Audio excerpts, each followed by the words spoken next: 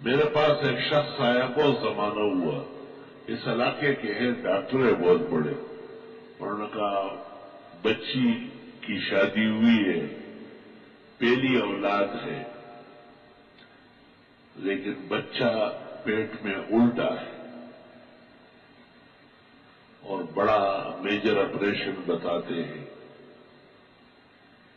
کوئی عمل ہو تو دے دے. میں نے کہا اچھا کوشش کرتا ہوں. میں نے بہت سوچا اور بڑے غور و خوض کیا، لیکن مجھے کچھ خیال نہیں آیا.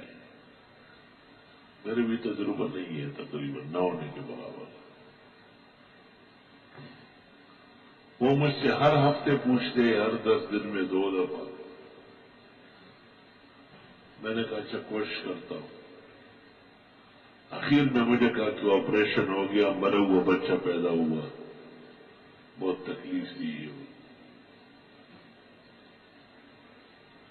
سال پورا نہیں ہوا تھا کہ مجھے کہا پھر حمل ہو گیا اور الٹا ہے. میں نے کہا اب بچے گئے انشاءاللہ. کہہ لے کیسے؟ میں نے کہا اب ایک آیت پر نظر جم گئی تفسیر پڑھاتے ہوئے. افمن یمشی مکبا علی وجہہ اہدی امن یمشی سویا علی صراط مستقیم.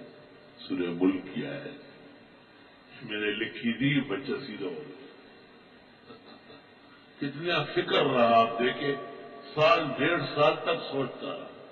آسان کام تھوڑی کہ ایسی کرخی ہمارا تعویذوں کی دکان ہے، فلاں کی دکان ہے، دکاندار شاپ کیپر، التاجر هو الفاجر.